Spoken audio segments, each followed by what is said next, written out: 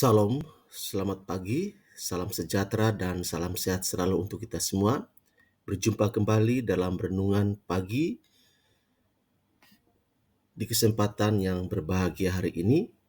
Harapan dan doa saya kiranya damai sejahtera dari Allah Bapa di sorga, kasih dan anugerah dari Tuhan Yesus Kristus, serta sukacita oleh Roh Kudus melimpah dalam hidup kita semua. Sebelum kita merenungkan firman Tuhan, mari kita berdoa, mohon pimpinan Roh Kudus. Kita berdoa. Bapa di sorga, dalam nama Yesus Tuhan dan Juru Selamat kami yang hidup, Allah yang mengasihi kami dengan kasih yang sempurna. Kami bersyukur dan berterima kasih kepadamu ya Tuhan, buat kebaikan Tuhan, anugerah Tuhan, kasih setia Tuhan yang selalu baru setiap hari bagi kami. Pagi hari ini Tuhan kami akan membaca dan merenungkan firman-Mu. Mari Tuhan Engkau menolong kami supaya kami bisa mengerti apa yang menjadi kehendak Tuhan bagi kami melalui kebenaran firman-Mu pada pagi hari ini. Berkati kami semua ya Tuhan, dan tolonglah kami untuk bisa melakukan firman-Mu dalam kehidupan kami sepanjang hari ini. Dalam nama Tuhan Yesus kami berdoa dan bersyukur. Haleluya. Amin. Bapak Ibu Saudara yang dikasihi oleh Tuhan Yesus Kristus, pembacaan firman Tuhan pagi hari ini terambil dari Mazmur 14 ayat 1 sampai ayat yang ke-7. Mazmur 14 ayat 1 sampai ke-7, demikian firman Tuhan. Untuk pemimpin biduan dari Daud, orang bebal berkata dalam hatinya, tidak ada Allah. Busuk dan jijik perbuatan mereka, tidak ada yang berbuat baik. Tuhan memandang ke bawah dari sorga kepada anak manusia untuk melihat apakah ada yang berakal budi dan yang mencari Allah. Mereka semua telah menyeleweng, semuanya telah bejat, tidak ada yang berbuat baik, seorang pun tidak.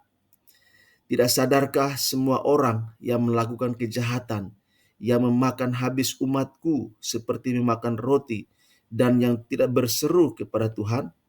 Di sanalah mereka ditimpa kekejutan yang besar, sebab Allah menyertai angkatan yang benar.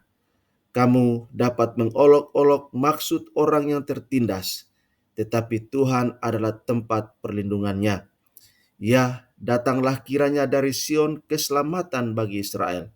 Apabila Tuhan memulihkan keadaan umatnya, maka Yakub akan bersorak-sorak, Israel akan bersukacita. Demikian firman Tuhan buat kita pada kesempatan ini. Judul renungan kita pagi hari ini ialah tentang jadilah pelaku kebenaran. Jadilah pelaku kebenaran.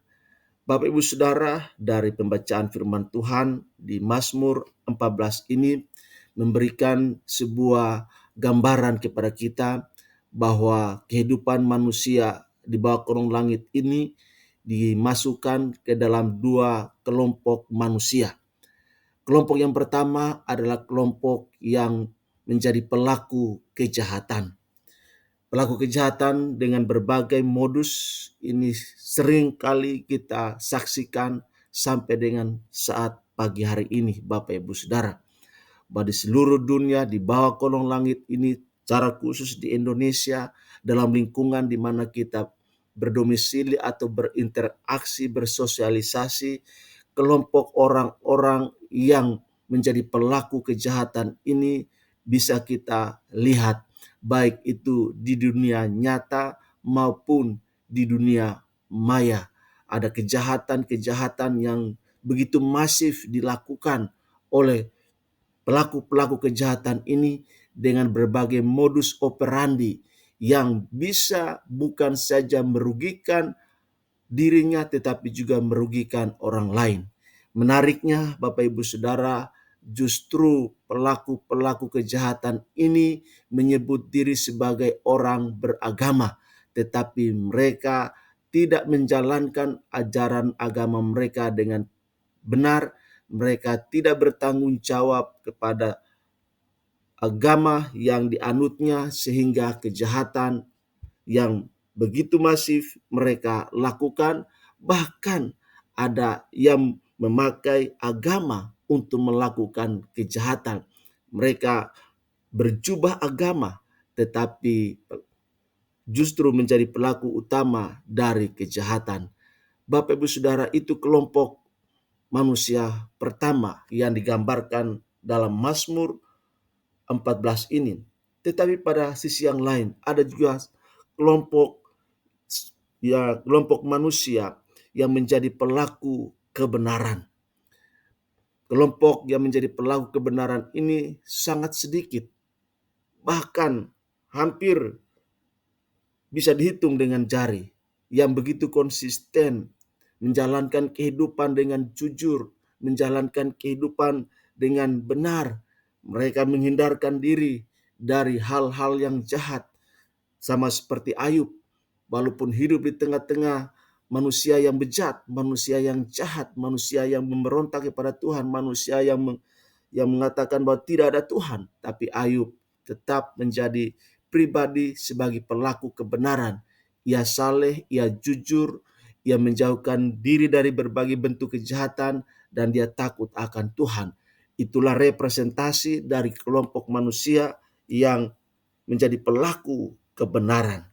Nah, Bapak Ibu Saudara, dalam perjalanan kehidupan kita sebagai umat percaya, sebagai orang Kristen, tentu kita juga menyaksikan bahwa ada orang-orang yang menyebut dirinya Kristen.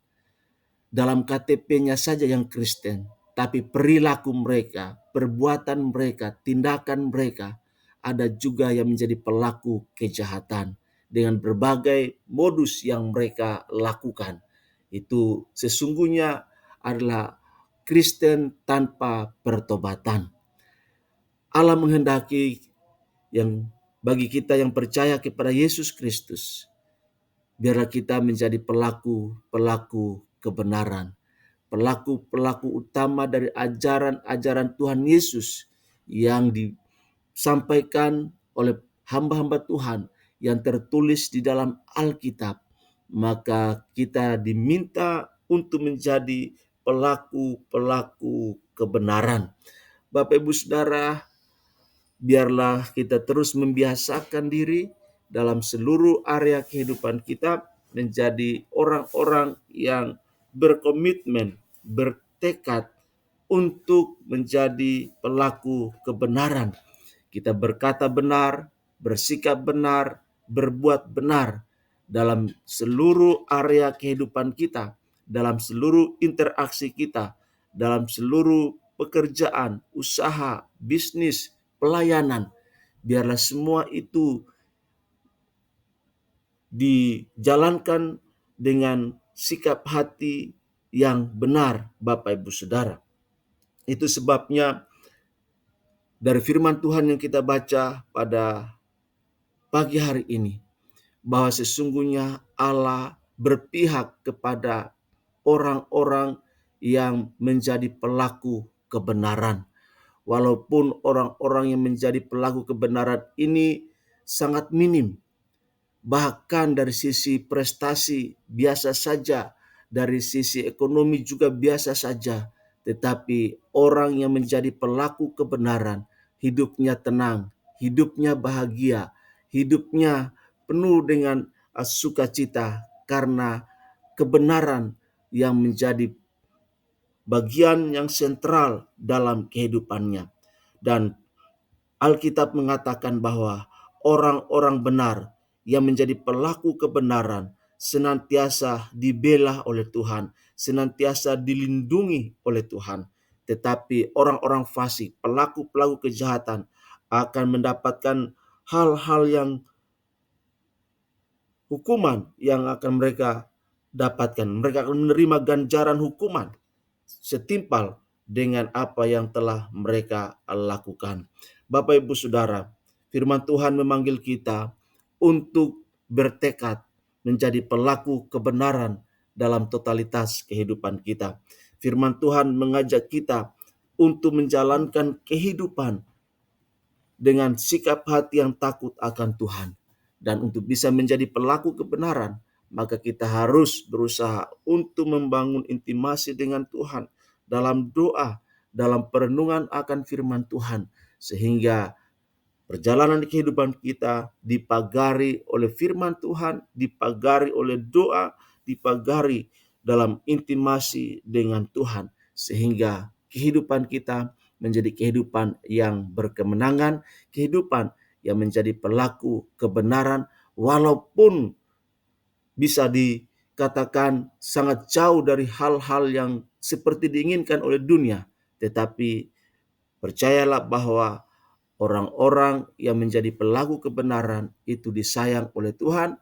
Orang-orang yang menjadi pelaku kebenaran itu disertai dan dilindungi oleh Tuhan. Demikian firman Tuhan buat kita pada pagi hari ini. Tuhan Yesus memberkati kita semua. Amin.